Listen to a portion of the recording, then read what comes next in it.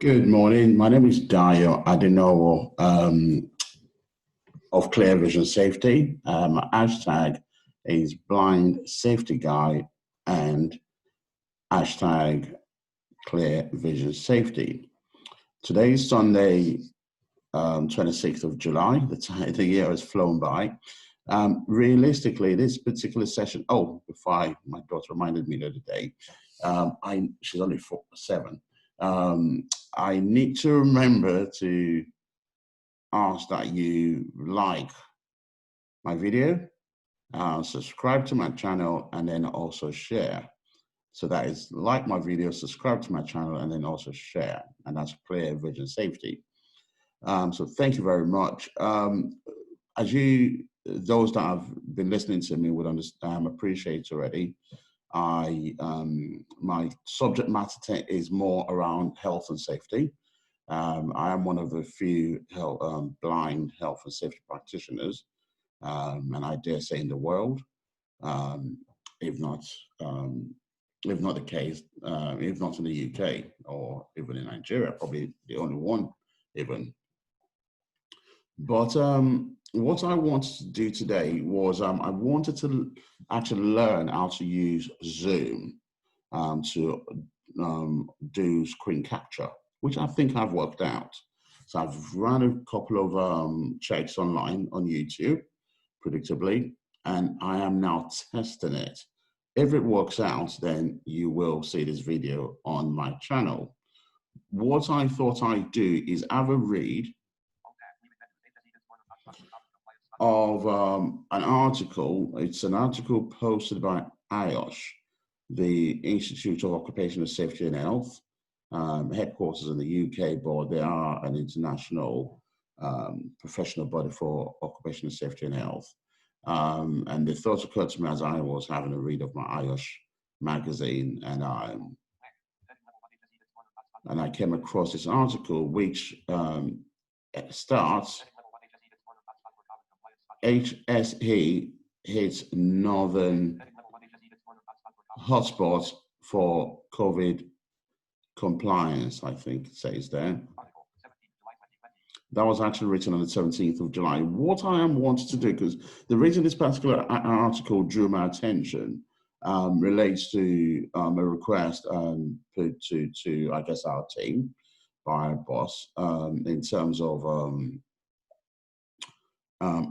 conducting an audit, a COVID compliance audit, I guess, or performance check, or meeting expectations check. And as I started to read this article, I thought, well, actually, this sounds good. So what things are in here that we maybe could have considered or should consider in this check? So it starts with the UK Parliament, a bit of a conversation about the UK Parliament, and an individual, a Labour MP, Jessica Taylor, and a bit of conversation about Matt Hancock, who we probably all know quite well now.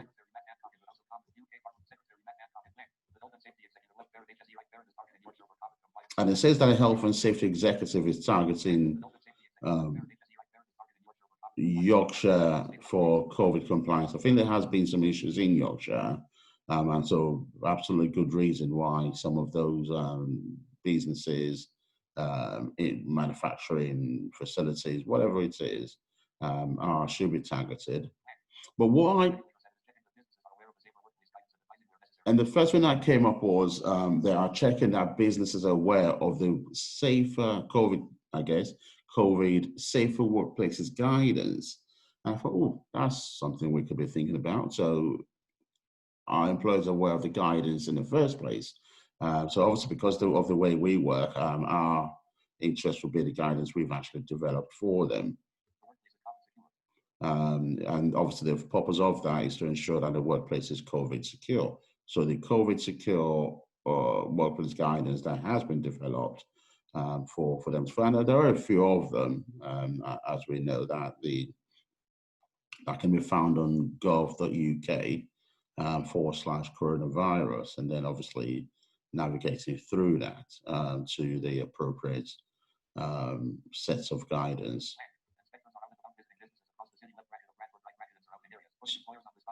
So it says inspectors are out and about visiting businesses in Bradford. That's good. So they are actually doing spot checks. They're doing visits. They physically attending premises or work premises. And they're checking out they're complying with current guidance. So obviously, that employee needs to be consistently up to date with. But then what intrigued me here was where it said that the spot checks are being carried out by a mixture of phone and site visits. And I thought, oh, that's interesting. We don't need to do it in person. For me, being a blind person, this was exciting because one of my major issues as a blind person is feeling excluded in some aspects of work. I just feel so there's some elements of laziness when it comes to thinking about how can this be made accessible to this blind person. And I just don't feel that thought occurs sufficiently enough. But reading this, so there are going to be elements that can be done over the phone. It does not necessarily need to be undertaken in person. So you can give a school or a head of service or a service manager or a team leader a call and say, look, this is just a quick check to make sure you're being COVID compliance. I've got a set of questions. We'll go through it, just give me some responses, confirm what you do, talk me through what you've got, and now that'll be it. Obviously, and the way I see it, actually, if it could be a first stage assessment, and of course, if a more, not so much intrusive, but more of a in-depth, that's it, audit is required as a result of maybe an increase in incidents or reports from members of staff, whatever the case, or just because we do a random selection, sample selection of sites, then that could be a secondary approach. Okay, so it says the phone checks includes obtaining visual evidence such as photos and video footage. So even better than what I thought. So a manager could do a recording. They've got a mobile phone in this day and age. They could do a recording and provide a narrative in a similar way to what I'm doing here of what there is, potentially interview some of their staff as well. And do you know the value of that? Social distances. If we do not need to be there, we don't have to be there.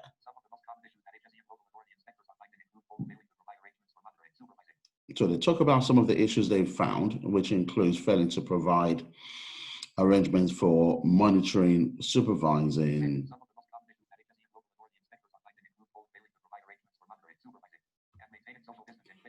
and maintaining social distancing, and failing to introduce an adequate cleaning regime. Obviously,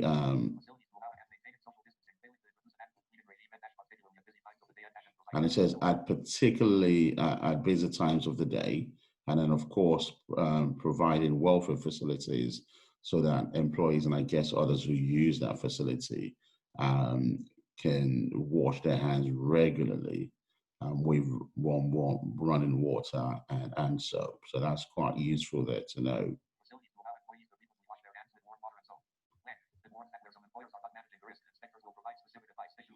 That's useful. So where employers are not doing what's expected, they'll provide some advice. In some cases, issue enforcement notices, and maybe encourage them to stop certain work practice. I'll say that one is, because I can't imagine that they would shut a site down. Obviously, depends on how bad it is. Oh, actually, they might. And of course, take even the additional step of prosecuting as well. So that's what an employer or workplace wants to avoid. So there's quite a number of cases in Bradford from the sounds of things there. The talk to duty holders who will understand who those are. And it affirms the fact that the employers have a legal duty to protect workers and others from harm. And it says it includes taking reasonable steps to control the risk, I guess, of and protect people from coronavirus. So I think I'm going to stop there. I don't want this to be too long, just so that I have a bit of control over it. And in a minute, it's more a test recording to see if I can capture screen and share, so you can get to see what I am actually sharing. So that's useful. And what I will be doing next is running through a guidance that's been produced by the HSE for risk assessment, which I think will be very, very useful. I certainly will learn from that. So please remember to share this link, subscribe to my channel, and like. I think that's in the wrong order. Like my video, subscribe to my channel, and share, please. Thank you very much. Clear Vision Safety.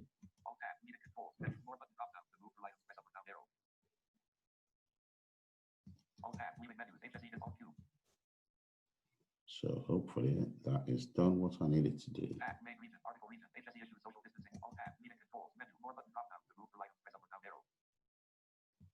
Alt W, Alt Q, add meeting for leave meeting. Add meeting for all button.